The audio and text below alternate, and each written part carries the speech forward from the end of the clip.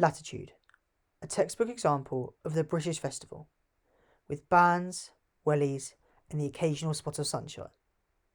But festivals aren't just about camping in a muddy field, they can be powerful forces for change. After a summer where so many different voices have been fighting to be heard, who gets to decide what's okay to say? So we did a talk on freedom of speech, media and power. And if you talk about free speech, there are so many ways. If it's free for one person, then it might not be for the other one. The reason I chose this topic was in this age of social media and AI, where there's continuous surveillance, people are really not aware that they're really directly targeted.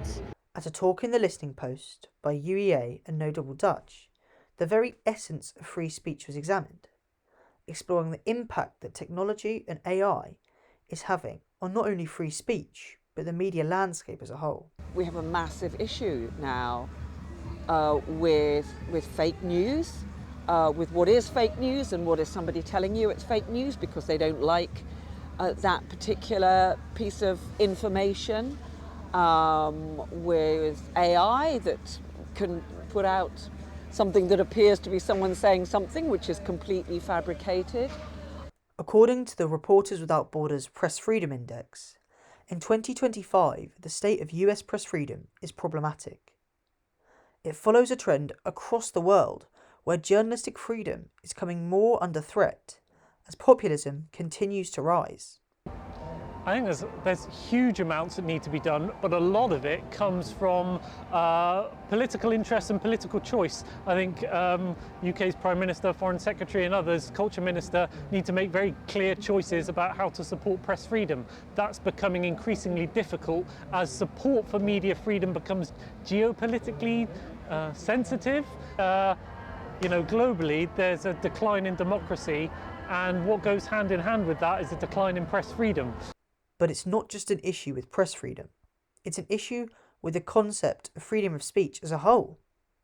One of my main arguments is that free speech has been used as a kind of weapon by certain political factions within society to rehabilitate racism in particular, and that's become much more prominent. I think there's also these issues now about trans issues, and what certain people can say or not about trans, and I'm really interested in the way in which these sorts of debates kind of migrate from one sort of area to another, but at the same time they play out in this very, very similar ways. Journalism isn't the only thing affected by the changing parameters of free speech. For years, comedians across the globe have been protesting about censorship and what it really means for the genre.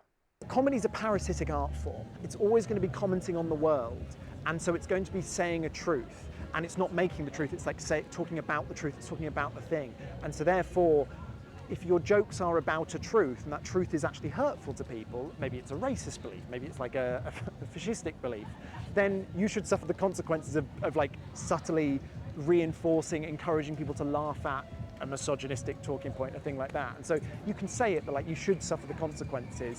In an ever-changing world where AI, surveillance and technology is all on the rise, what does it truly mean to have free speech?